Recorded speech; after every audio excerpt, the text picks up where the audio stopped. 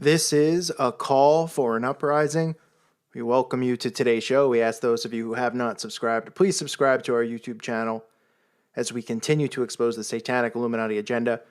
We also ask those of you who have not to please subscribe to our backup channel as well, which you can find in the description box below, in the event that this channel gets shut down for exposing the truth.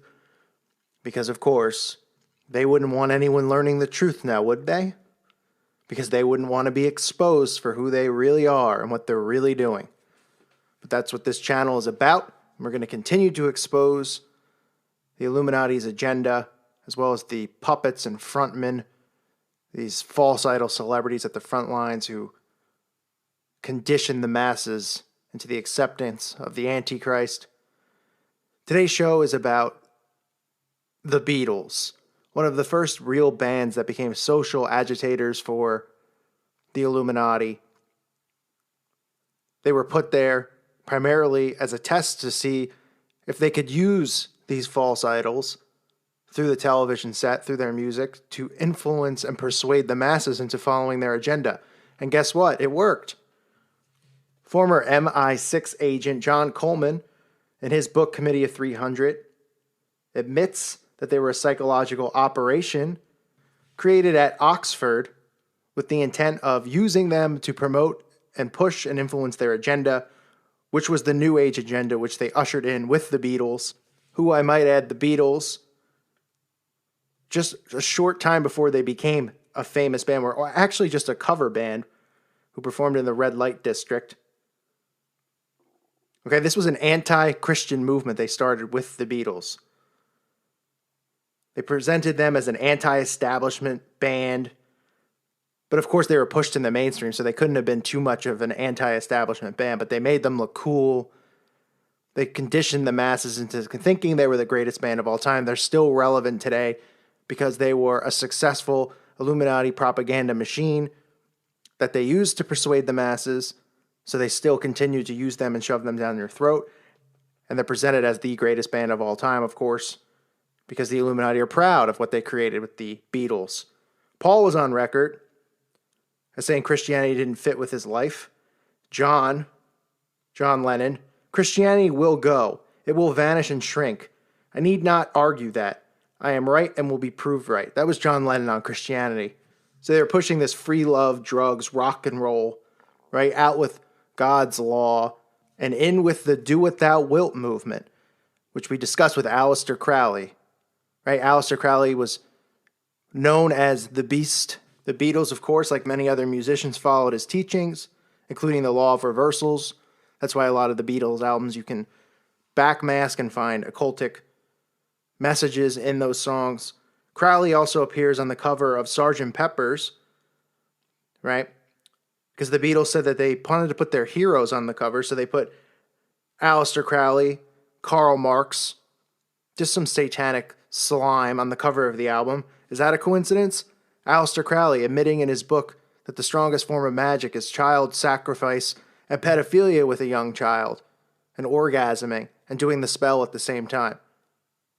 Yet these musicians promote him and support him, and nobody seems to care because everybody's asleep. Everybody's asleep. If you wore a shirt with a rapist on it, do you think somebody might have a problem with it? Well, only if the media pointed it out to everybody. That's the only way.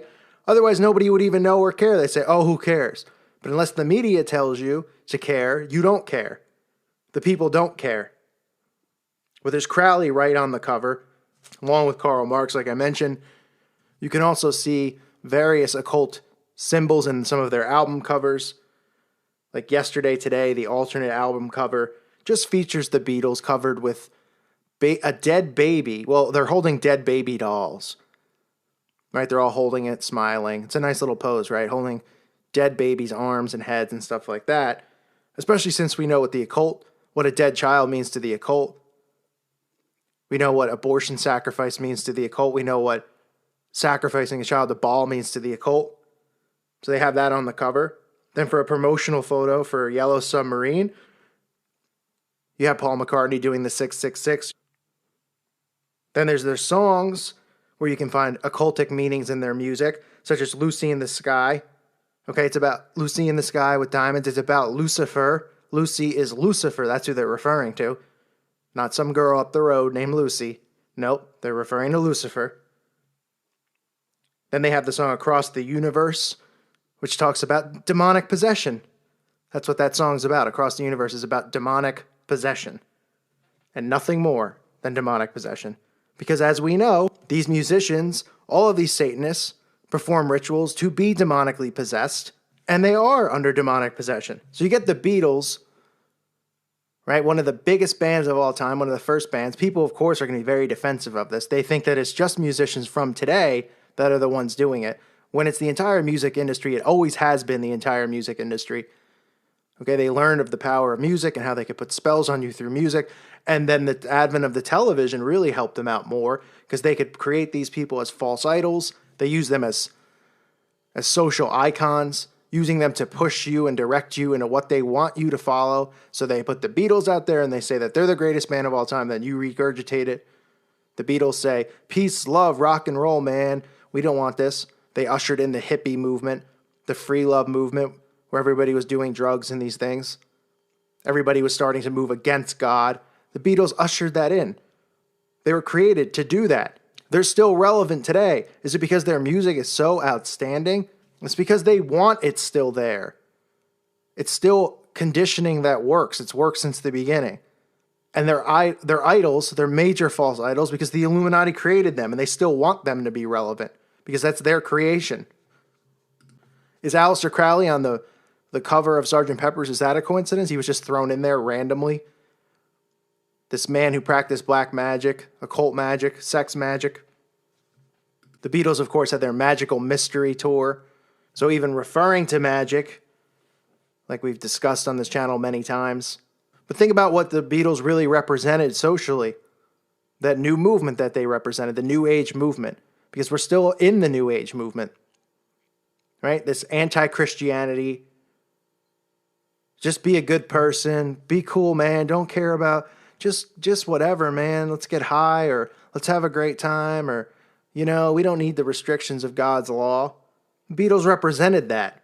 And you can see it in all the signs. The album covers, the lyrics of their songs, the backmasking that they've done, and the fact that they're still talked about today, that they're still immortalized today.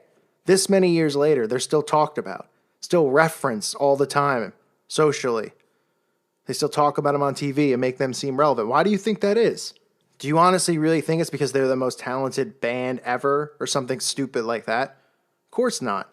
You don't get to a level like that, such as the Beatles especially. You don't get to any level now in music without being a part of it, without being a part of the satanic occult. But you definitely don't get to an immortalized level such as the Beatles, okay, without being deep rooted in the occult. Without worshiping Satan. Period. You could talk about John Lennon and why was he killed and stuff like that. People ask all the time about him and JFK and how were they a part of it and then get killed. Well, there's lots of reasons behind those sorts of things. Okay, you don't think that there's arguments within the occult? You don't think somebody might be tempted to leak something out and then they have to kill them? Of course, there's still arguments and there's still issues inside of their pyramid, power issues, trust issues. And I'm not going to get into who or why John Lennon was assassinated or if he was going to leak any information on the Illuminati like some people believe. We're not going to get into the other theories about how Paul McCartney, the original Paul McCartney, died and he was replaced by a clone. Okay? Those are all things that have been discussed that you can research yourself. But I'm here just to point out the blatantly obvious Illuminati symbolism in all of the Beatles' works.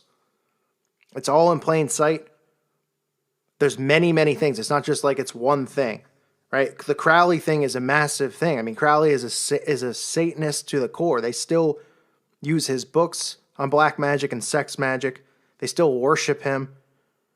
He wasn't there on the album cover as a coincidence. You can look at the quotes by John Lennon. Again, I'll quote what he said. Christianity will go. It will vanish and shrink. I need not argue that. I am right and will be proven right. Yeah, well, screw you, buddy.